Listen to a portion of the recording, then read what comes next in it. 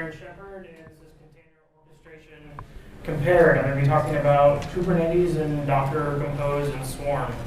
So basically, I'm Darren Shepherd, I'm co-founder and chief architect at Rancher Labs. Basically, pretty much all I've done for like the last decade is orchestration systems, like building them, running them, yelling at them. That's basically what I do. I love to orchestrate things, and so basically, what we have at Rancher is a lot of things that has to kind of revolve around orchestration. But basically, we do pretty much everything in the whole container space, and so you'll kind of see some of the stuff that we do at Rancher as I go through this. But this talk, we're going to be kind of talking a lot about Swarm and Kubernetes. So just starting off, I like containers, you like containers, let's deploy some. So I'm not going to really sell you on containers. The last talk was actually really great at that. So I'm just going to kind of assume, you have the thumbs up on containers. So when people go to deploy containers, like from, when they basically bring it into the organization, it usually kind of starts with they create a self-contained development environment. So you've got kind of like the regular setup, but with Docker. So you can easily spin up your development environments. This works great for developers, they love it. And then kind of the next phase is move into self-contained builds. And this is basically plugging Docker into CI. And so this is honestly where a lot of companies are right now with Docker, is the most amount of usage of Docker. It's actually more in these phases of development environments and builds. And there's a lot to gain from that. But what we're going to talk about more is this last thing of deploying microservices in production.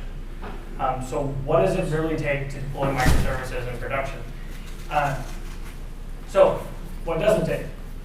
So the various things that you need is this big long list. This is like no particular order, but these are just all random different things you're really going to end up needing at one point or another in deploying like a microservice-based container system. So like SDN, you need some networking, you need health checks, you need service discovery, secrets management, some application templating, which can be like Compose or the Kubernetes format. You need some load balancing, the scheduling, configuration management. So these are all these various different things. So when you look at this, it's kind of like, wow, like this is really complicated. And to a certain degree, it is. And so kind of the question is, why in the world is it so complicated? Why do you need all these things? And there's kind of like three factors that I see of why so many people are needing to use all these things. Like service discovery, for example, has been around for a long time. But not a lot of people have taken advantage of it, except for like big companies, like Netflix, running at like massive scale and stuff like that. But now service discovery is actually becoming like a key part of, in your container deployments. But so why do we need these things? Well, one is we're moving from virtual machines to containers. Basically, you have a lot more containers. So there's more containers than there are virtual machines. So there's just a lot more things you need to move around. It ends up being a lot more dynamic. You're deploying these things more often, more frequently. And then the last thing is the trend towards microservices. There's a lot of times people are looking at, when they're moving to containers, to also creating a microservice architecture. And so in the past, basically, configuration management ended up solving a lot of these things in a certain degree, but as things have become more dynamic, faster deployment, there's more of these things. Like in the last talk, we covered this very well, that basically kind of the standard approaches of configuration management has kind of fallen apart, it hasn't scaled. And so there's kind of new ways to do things in containers. And so if you're looking at deploying containers, at some point you're probably going to need solutions all around the space.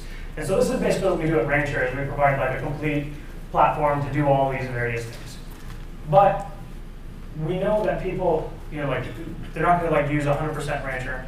They might, like maybe you're already using console and you really like that for service discovery, or you really want to use, Kubernetes because the Kubernetes is a great framework, very powerful. It's cloud native foundation, all those things. I got Slack working. That's great. So from Rancher's perspective, we don't expect, we plug in all these various things, because even if, let's say, you really want to use console for service discovery, you still need a solution for RBAC or user management. And so what we do, Rancher, we can provide the full solution, or we can provide just part of it, and you can pick up different frameworks. And so as a result, how does this tie into like Kubernetes and Swarm and all that is okay, so what Rancher is like at the very bottom layer is what we kind of call like our container infrastructure, our infrastructure backplane. And the idea of this is kind of the lower level networking and storage, and this provides, you can basically look at it as kind of like, it's like an overlaid cloud. Like you don't have to worry about your deploying to AWS or GCP or any environment. You can just deploy to Rancher because Rancher will basically cover all the various clouds. So the way that works, we have our Rancher, like the container infrastructure, which sits on top of like basically a user directory, like LDAP, GitHub, a container registry like Git Docker Hub or Quay or something like that, or actually an image registry. And then resources, which are like servers, virtual machines, things like that. So once we have this kind of like base layer that gives us this compute storage networking layer that basically runs anywhere, we then stack on top of it, we have like our native orchestrations that we can deploy containers, we can stripe applications, and all these things. Basically, like with what you have on the screen here, this pretty much covers everything I have on the last screen of like service discovery and health checks, load balancing. Like we provide all those features. But for one reason or another, people want to use other systems, so like Swarm. So Swarm is the Docker native clustering system. So maybe you really want to use Swarm, you like the interface. We very much like at Rancher love the Docker API, and so if you want to use Swarm, you can use it in conjunction with Rancher. And then additionally, the same thing with Kubernetes. If you want to use Kubernetes, you can use it in conjunction because these frameworks like Swarm, and this is what I'll be covering today, is like how these frameworks address deploying services and stuff like that, how they address it, some of the things that we've worked around in Rancher to address these things. But basically, like our scope at Rancher is much larger than one of these individual projects. So you can either use it with Rancher or not. Okay. So this is going to be just like the high level cut to the chase, like Swarm versus Kubernetes. And this is like somewhat opinionated. It's hard for me not to be opinionated, but Swarm and Compose is basically, it's really easy to use. Compose is like, it's a nice interface because basically it's Docker run CLI.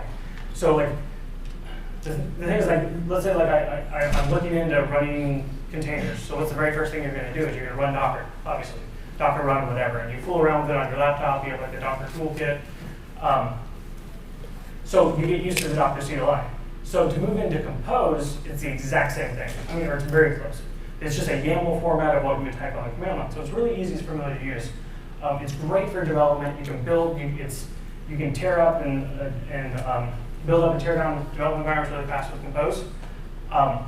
But it's really lacking in like service management, things you really need for production. So what you'll see is like, it's really fun to use, it's really easy to use, but if you actually want to use Compose plus Swarm to move into production, you're going to see there's a lot of gaps. And you'll see that as we kind of go through this. So Kubernetes, on the other side, is a much steeper learning curve. And there's two reasons for this, why it has a steeper learning curve. First is the interface is different. It's not the same thing as Docker. You have to learn a new interface. So it's just, they have their own YAML format, they have their own words for basically the same thing, but it's a different interface. But then additionally with Kubernetes, before you can really get into Kubernetes and use it, you really have to understand the concepts. So you really need to know what a pod is, replication controller, selectors, labels, those things. If you don't know those, you're really not going to get very far. So there's kind of like a little bit of a barrier to getting into Kubernetes. But once you get into Kubernetes, you understand it, the concepts and everything, it's extremely powerful. Like, it's really, really well architected, it's really well put together. These guys obviously know what they're doing. It comes from the people at Google. So it's very powerful, it's very good, and it's a fairly complete solution too. It covers a lot of the use cases and things that you would need to deploy. Okay, and then so in that picture, I'll just this picture before we get in the middle was native Rancher orchestration, and I'll just kind of say what we've done there is at Rancher we really like Docker, we really like the interface in Docker, but as I told you, like Compose kind of is lacking as you move towards production. So we took the syntax of Compose and then kind of the native interface of Docker, But then we pulled in all of the functionality, like a lot of the powerful concepts of Kubernetes, so things like label selectors, sidekicks, what we call sidekicks, which are pods, and I'll talk about that later. Services, and a lot of other things like managed upgrade, load balancing. That's all the stuff we have like in the core Rancher orchestration. Okay. So now I'm just going to go through. So what I'm going to do is I'm going to show these two frameworks. So there's a feature that we actually, let me just ask who here is actually who here like has used Swarm? Okay, how many people have used Kubernetes? Okay, how many people have actually seen Rancher? Like, talk about it. Oh, that's more than I thought. Okay, that's cool. Okay, so what I'm going to do is which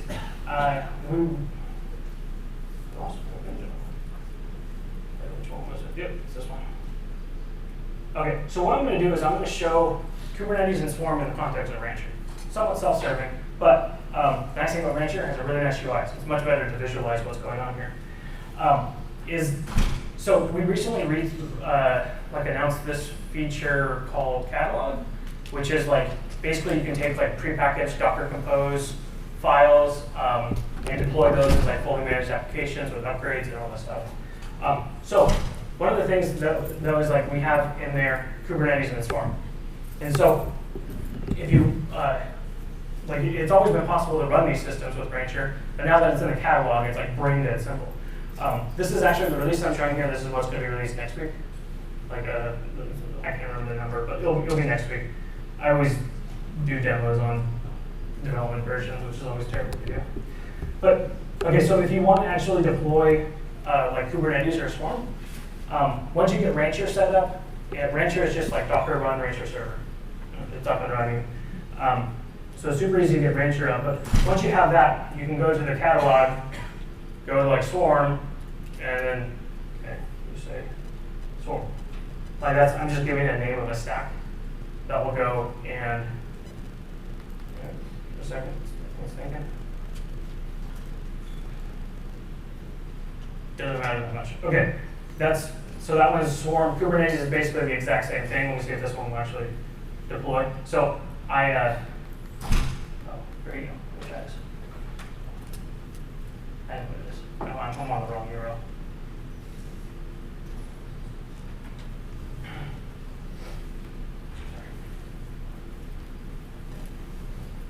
Switch over to this environment here. There.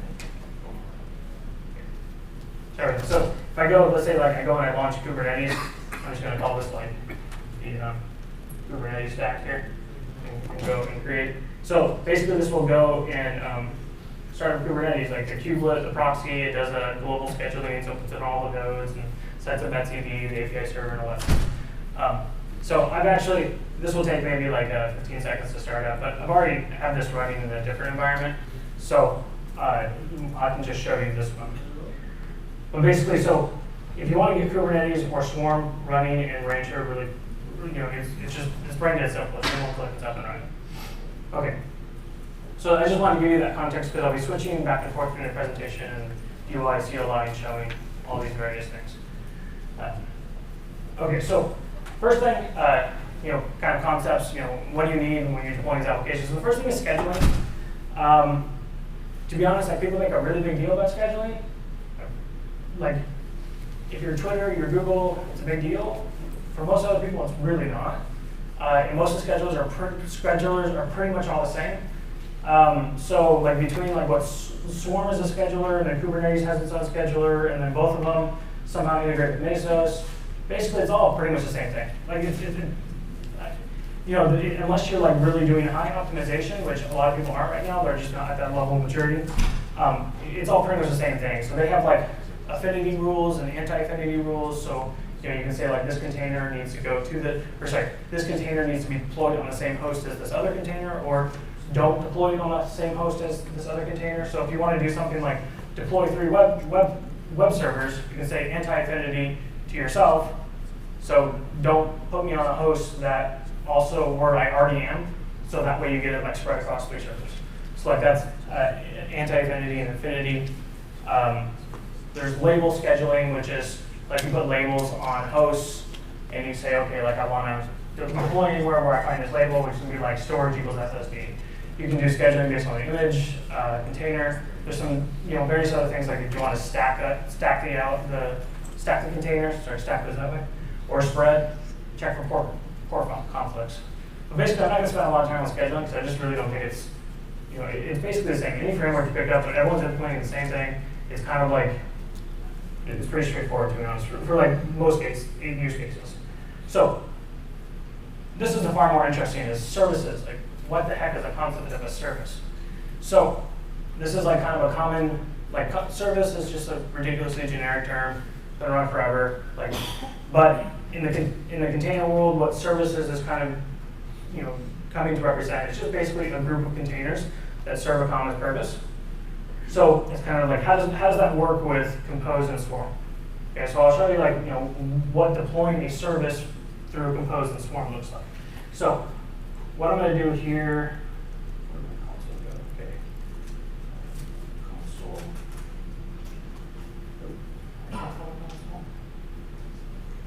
Okay. And should I make that bigger for people to see that? So let's do it a little bit there, I guess. Okay. So this is just like the simplest possible thing you can do Docker Compose. Run Nginx. It's like the two things everyone does: run Ubuntu, run Nginx, and WordPress. I don't know why, but everyone runs WordPress. Okay.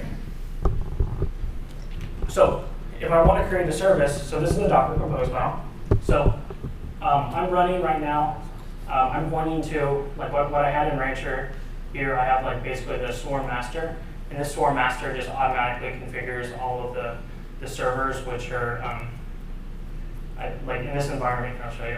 I have three VMs that I added from somewhere. So the Swarm master is automatically connected to those ones. So if I do a Docker PS, I'll see this is all the containers I've run in there, a bunch of Kubernetes stuff and Swarm itself. But so if I just go and say, okay, Docker Compose up. So this goes and creates one container. Obviously, I think everyone's seen this before. Where is it? Should be in here somewhere.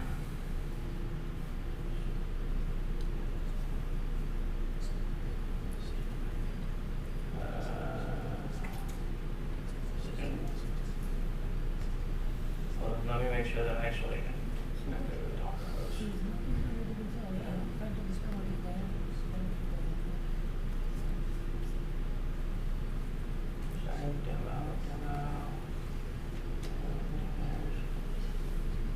Right environment. Oh, no, sorry guys. Okay, I just got to switch back to, I had two different environments, different hosts. Okay, so here you go. So launch this one container here, so demo Nginx one. All right, so as I said before, a service is a collection of containers. So what is a service in Compose? It's basically when you scale. You can say scale 5. So you can see immediately, so I said Docker Compose up. Now it's stuck here on this because it's attached to the logs. The only way to get out is you hit Control-C. And then what it does is it stops the container. So you immediately see why Docker Compose is not the greatest thing for production is to the default to development things. If you're actually to deploy something in production, you really want to do a -D, which will start it and then detach. But that's not the default. And it's like running with scissors because you accidentally type that. You accidentally type up and then you're attached. And then you have to basically kill 9 the process or something. So it's kind of scary. Okay, so if I go and I say here, okay, so I'm just going to say scale. My service was called Nginx. So I'm just going to say, okay, I want, we'll do 5. Okay, I want 5 of these. So this will go, as you can see, it's launching more containers. So 3, 5, this was based off of I don't know what scheduling policy they did. It was probably just based on spread because it looks like there's about the same number of containers here.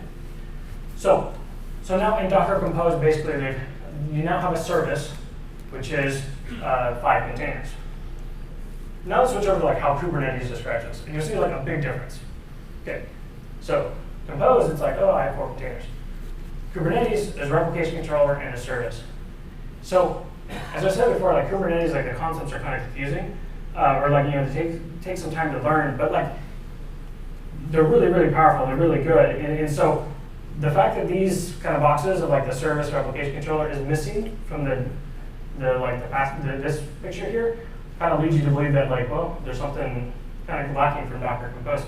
So, okay, so what are these things? What's a replication controller? So a replication controller is a very like simple purpose of like, I said I want four containers. I'm going to make sure there's 4 containers running. If one of them dies and I only have 3, I'm going to spin up another one. So there's a 4th one.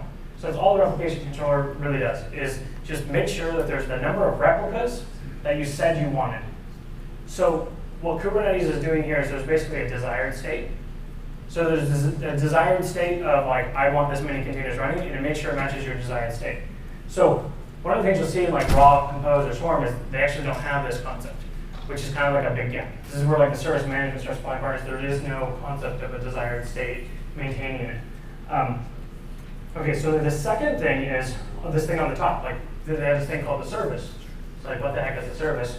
So a service is a way of joining these 4 containers together into like one thing somebody can consume. And for most practical purposes, this basically means either a load balancer or an IP. So Kubernetes will create an IP, and that IP will go to all 4 of those containers, or it will create basically a load balancer like an ELB. Or in Rancher's situation, it creates a Rancher load balancer. So going back to Compose and Swarm, like this one, it's lacking. Like I have 4 containers, but what the heck? Like, what's good with 4 containers if I don't know how to join them together somehow? So I can show you this like just a little more in detail, just kind of reinforce like how these concepts work in Kubernetes. Let me close this. So what I have here on this screen, it's describing the various stacks that I've deployed. So I deployed like the Kubernetes control plane and also the Swarm master. But there's also this stack here, which is called default, and it has the Kubernetes logo. And basically what this is it's the default namespace in Kubernetes. So if I run kube control run, so again, as I was saying, like Kubernetes, you have to like learn like their different syntax, stuff like that. So I can easily run a container in Kubernetes by just saying kube control run nginx, and then the image is going to be nginx. So basically the exact same thing I did in Docker, just I'm doing in Kubernetes now. So basically what this did was it created this nginx controller, a replication controller, with these 2 containers. Let me switch to this view. Now this has to do with like what pods are, and I can get to pods a little later if we have time. But so it creates these two controllers. So if you go so now that I have the replication controller, I can now expose it. Okay. So if I say basically, I can create a service now. I say expose RC nginx target port is 80, and port is 80. And this will basically create an IP. So you can see here, like it's the same thing. We have this controller, which points to these 2 containers, and we have a service, which points to the 2 containers. Like it's very similar to this diagram I have here. Like the service points to all the containers, so is the replication controller. And so what this has done in Kubernetes is if I go and I look at, we go to Kubernetes kube control describe service nginx. What they've done is they've created this IP here. So this one IP is now, if I hit that IP, it will go to one of those containers. So Kubernetes adds, basically adds that on top. Okay. So like that's the basic concept of a service. Which you can see is actually it's not that simple. It's kind of confusing. I don't know if like anyone has any questions at this point. Like feel free to ask them. I have 2 questions. One is, where did Kubernetes figure out to use that particular IP? And where do you tell it? Where would you tell like the controller that you want 4 or 5 or whatever? Or is that something you would just do on command line? Oh, for like where do I tell Kubernetes? Yeah. Like So I'm running things from like just doing like individual CLI calls, but they actually have a template format. It's a really verbose YAML format. Like I can show you basically what it kind of samples guest book. So something like front-end service. I think this is just basically like a engine. No, sorry, not a service. Sorry, you were really on the controller. Yeah, so like this is in here. Basically, you have replicas. So you can say replicas 3, or I can do the exact same thing from the command line. I can say cube control scale replicas equals 3, and then the RC. Okay, so when I do that, basically you'll see here this service, well, both of the service and the controllers, both of them, it'll start scaling up. So I can control scale. So where the IP came from, the IP is a configurable subnet, but there's really a lot of magic around how they manage it. That IP range that they're giving is not routable. They bind the IPs locally, which then goes to this user space proxy component, and then they hit so they kind of run their own load balancer type thing, which proxies those IPs. So those IPs don't actually have to be routable. Kubernetes makes some pretty strong assumptions and constraints on in terms of your network. Does the same apply to Compose and Swarm, like in respect to like natting and DNS? Yeah. And all that? Well, actually, so the thing is I mean, Kubernetes actually has a pretty nice networking model in that they basically, their only assumption is that every container has to be able to talk to every other container, which basically means you either connect your containers to your fabric, like your local VLANs or something, or you run an overlay network. And so most people run an overlay network. It's pretty much required. Well, no, it's not required. Like a lot of environments you have to run an overlay network, or you can do AWS or GCP specific API calls to set this all up. So Swarm and Compose, as it stands right now, basically just doesn't. It's in experimental. Like they don't do cross-host networking. It's one of like the kind of big gaps.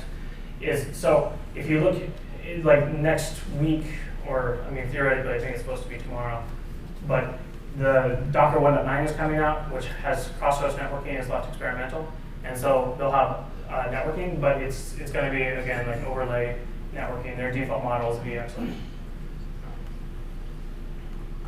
That flat networking model is a scope to the Kubernetes namespace, or is it for all namespaces? They all share the same network. It's scoped to the Kubernetes cluster.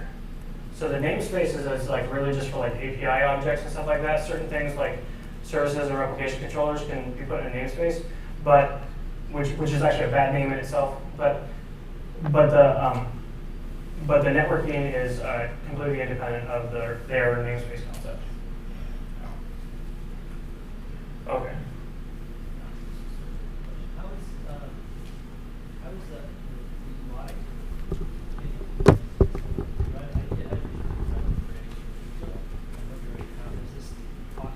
Oh well, I mean, so this is our product. I mean, so this is Rancher or whatever. So Rancher, as I said, we plug into a lot of these different things, and so we don't.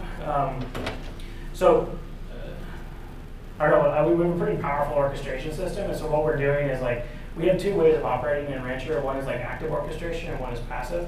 Passive is where we just basically respond to what's happening in the environment. Because what we see is some people still like they want to deploy containers through like Puppet and Chef. But they're like, well, we offer load balancing and service discovery. Like, how can they use Puppet and Chef to deploy containers but still use our stuff? And so basically what we're doing with Kubernetes here is that same model of like, we give up control to Kubernetes. Like, you can deploy containers, but we see those containers and respond to them. And so the concepts of like, basically in Rancher, we have pretty much all the, like, we have all the same concepts, not the same concepts. We have like the same, like the ability to describe all the primitives that Kubernetes has, but actually more. And so it's just basically, there's no Kubernetes code in the core thing. We wrote this tiny little agent that listens to Kubernetes events and feeds us a small amount of metadata. And then the rest of this is just all Rancher. Can labels be self-discovery? So like as you bring in different heterogeneous hardware, Yeah. kind of auto-discover, Well, automatically I mean, get labels? I mean, like the labels applying to like the hosts or the nodes or whatever, Yeah. like that type of stuff. I mean, it would be part of like your configuration management of setting up the host. So you would have to implement this scheme. Yeah. Well, yeah. I mean, you just have to get the labels on like their definition of like a node or whatever. Yeah. So I mean, you can automate that pretty easily. Yeah. I mean, we do the similar thing. through Docker Machine. So when we spin up, like from Rancher, when we spin up hosts through Docker Machine, we can apply labels, and then we do some like pretty fancy scheduling based off of it. It's actually really powerful, the idea of like auto-scaling groups, like auto-scaling virtual machines, and then having them pop up with labels, and then you have like global scheduling rules, which just say like, oh, put a new container on a host that matches this label. Like that's all Rancher specific stuff. So these groups of containers here, are these pods? They're actually running in a pod? Yeah. So what it is let me switch to, so this is, like from this view here, like each one of these like horizontal thing is a pod. And so that is the pod container. And then here is the actual container, which is running like in the pod. You said the first one is what? It's the pod container, like the infrastructure container. I don't know the exact term they use, but basically it's like, it's confusing in Kubernetes. They create like a pod which owns like the networking and some other things like around storage. So every pod has one of these pod containers running inside of it? Yeah, so whenever you deploy one container in Kubernetes, you always get two. I see. Yeah. Or whenever you deploy a pod, you Yeah. get an extra. Yeah. Because So your pod could have 3 containers and then you get another one. Yeah. Okay. Yeah, so it's like I didn't even talk about pods because it's like one of the problems is like any Kubernetes discussion or talk you'll see, the very first thing they talk about is what the heck is a pod, and it's confusing. So I didn't even like bring up like what pods are. Like I can kind of talk. So the controller and the service are just an abstraction layer or an interface to talking to the pod. The controller. What do they bring to the pod? Well, yeah. So the controller, so the replication controller basically just controls how many pods are there. So that's basically making sure like if one dies or the health probe, the liveliness probe. So the controller isn't necessarily monitoring the containers themselves, monitoring the pods. Yeah. So it's monitoring the pod. Well, I mean it's the container too, because there's still the pod is a group of containers which all get launched together. Okay.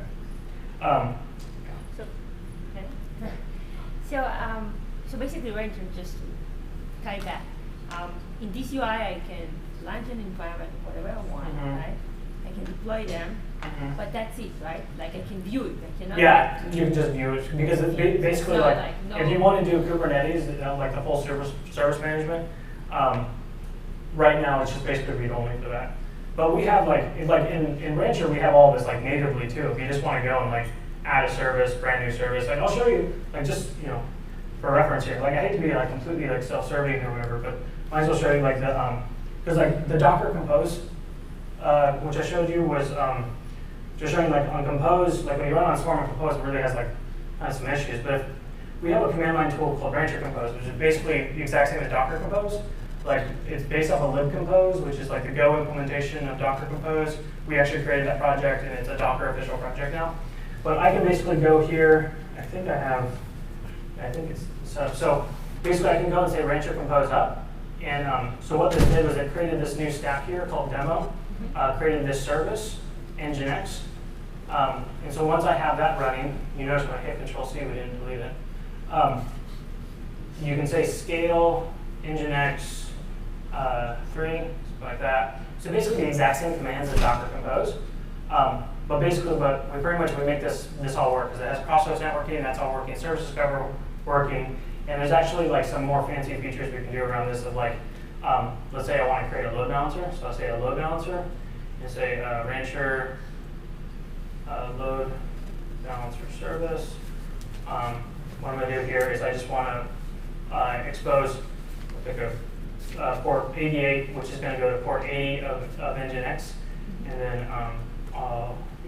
links, I will now link Nginx.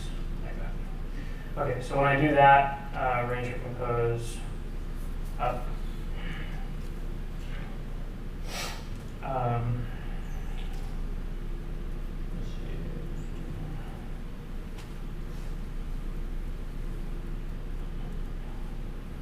Oh, here it is. Okay.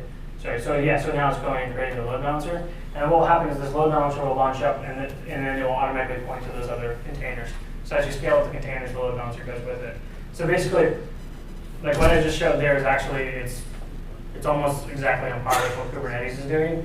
It's just like significantly easier to demonstrate or whatever. That's what I'm saying, like, before, like, what we did with Rancher is, like, we took, like, Compose, because we really liked it, and then we added in a lot of the Kubernetes concepts and other things to make it, like, really, really actually work. Okay. Let me go through. So, like, I have way too much content to cover. Like, I know I've run out of time. I'll see if there's, like, other things. So I talked a little bit about, like, service discovery. So, like, once you have services, how the heck do I find them? Like, this is important because you don't want to be like, in the past you do this all through configuration management. You have like this environment, here's the IP of my database or the DNS name or whatever. And so service discovery with containers becomes pretty important. So what Kubernetes does, and then I kind of already showed this, of like when you create a service, they create this like kind of fancy IP. And that's really what Kubernetes does, they just create the IP. Now there's an add-on you can put on Kubernetes to make Sky DNS, take that IP and expose it through DNS. So that's the most common approach, is you use DNS to resolve the IP. But the key thing about what Kubernetes is doing here is that IP never changes, because DNS has a lot of caching issues. So the IP never changes, so you don't have to worry about those. Swarm, on the other hand, is using it's like resolver-based host lookup. It kind of acts like DNS-based lookup, but what they're doing is they're really just they're just editing the host file in the container. So I'll show you. So like when I spun up these here, like this demo Nginx1 that was from Compose, I can just drop into the command line here. I'll show you like not resolve, sorry, host files. So if you look in the host file, you can see the other containers are available through the host file, but like this doesn't end up being like the best thing, because really you want like what's the name of like Nginx, but if it's set, it's not even the Docker. Sorry. Okay. So what they do is they basically they set in here like here's the other containers. Like there's demo 5, demo 3, but you'll notice like there's only 5 and 3. There's not 1, 2, and 4.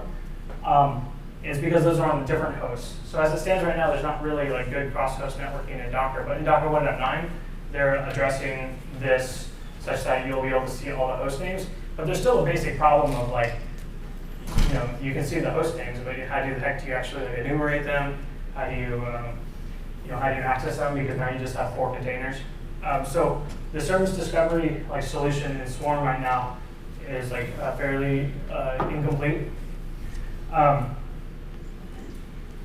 What we do in Rancher is basically we run our own DNS server and we do the DNS, like we make like basically the DNS based service discoveries pretty much just work.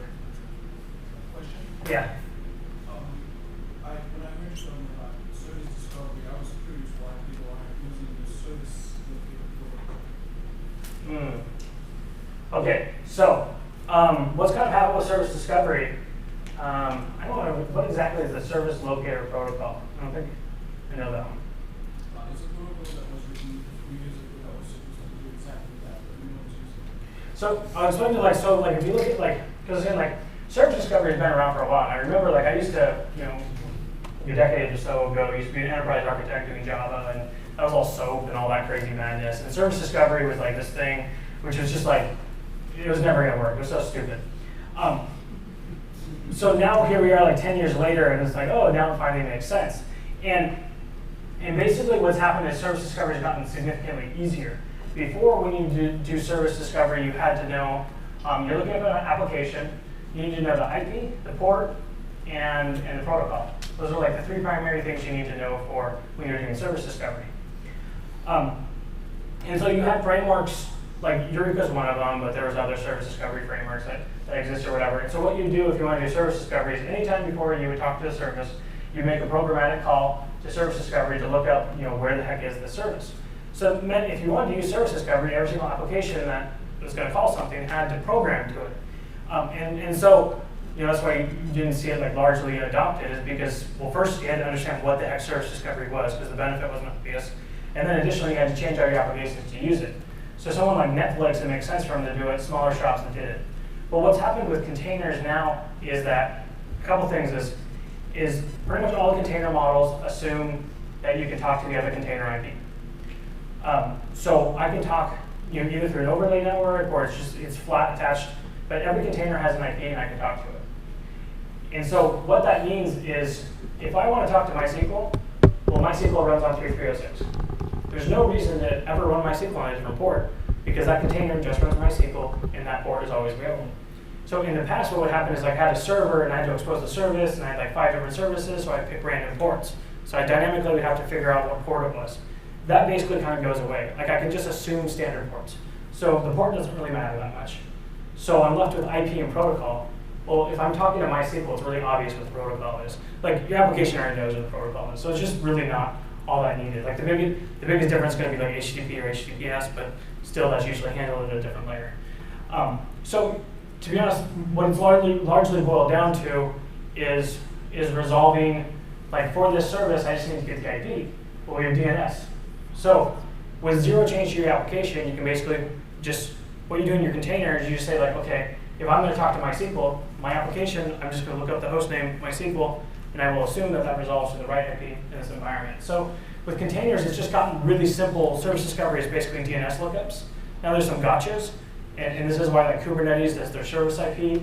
That never changes because DNS, like applications can cache it, so you don't actually want to change that IP. But for the most part, that's what it's like resolves to. So, why do people not use like the service locator protocol? I don't know specifically about that, but in general, service discovery was not widely adopted, and because it's now become kind of essential in containers, and it's so simple with just DNS, it's becoming more popular. Yes.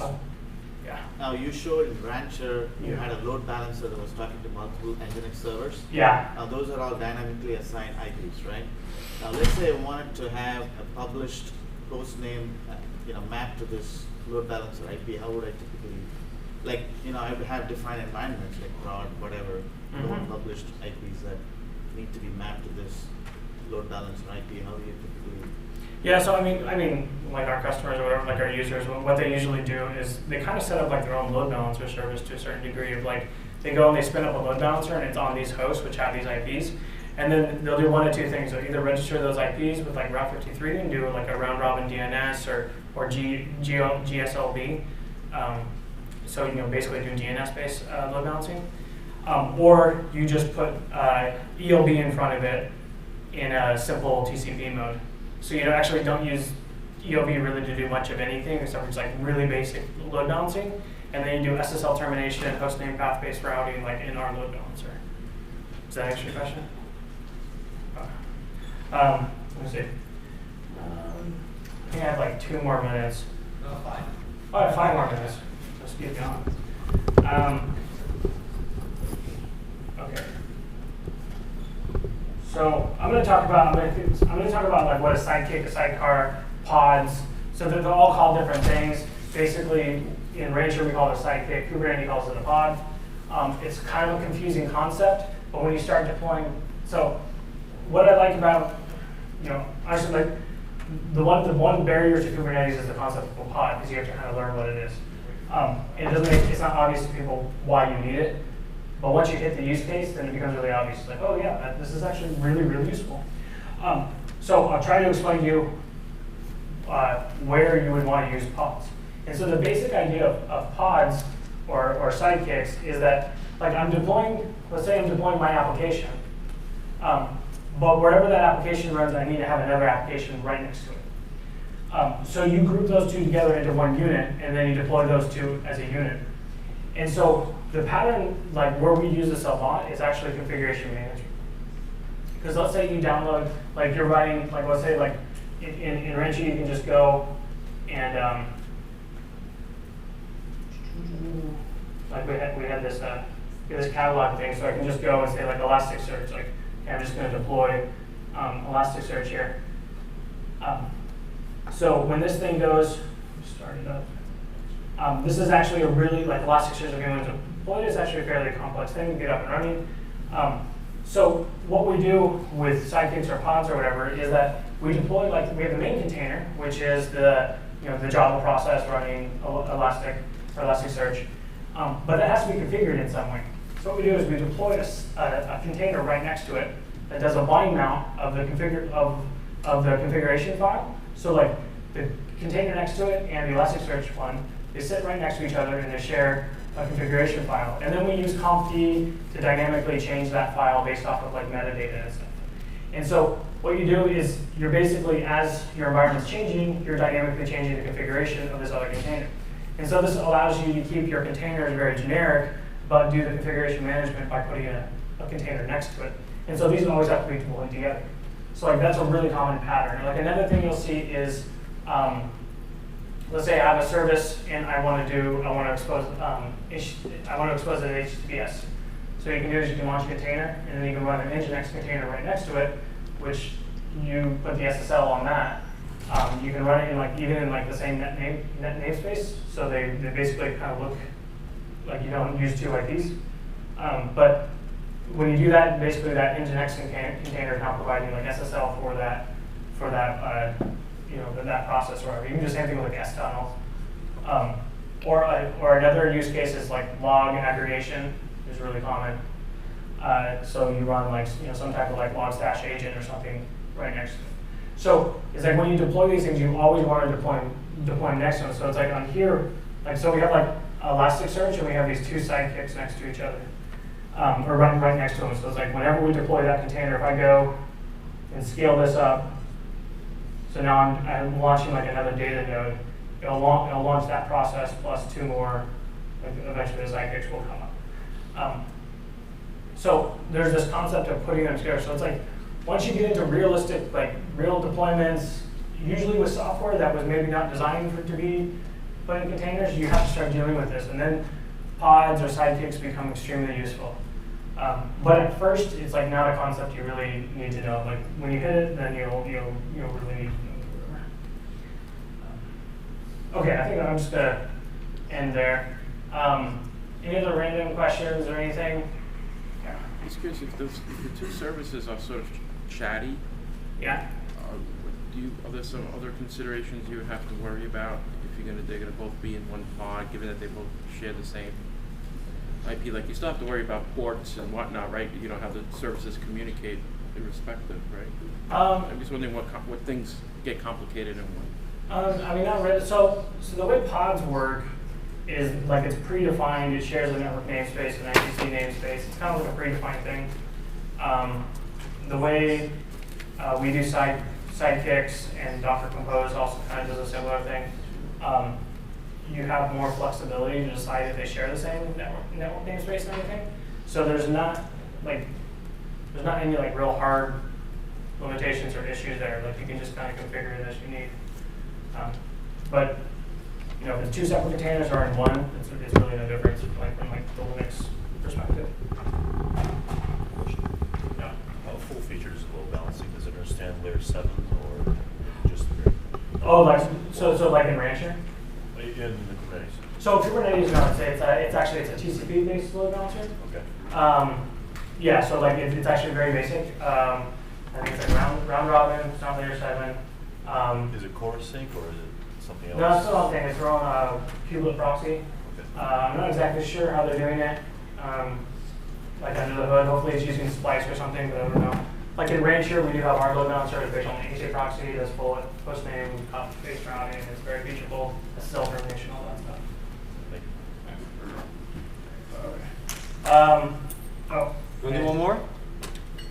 Is there one more? No more? No more. I just want to throw us out there. We also have an operating system. Rancher was 0.4. We just released that. So check that out. Okay. That's it.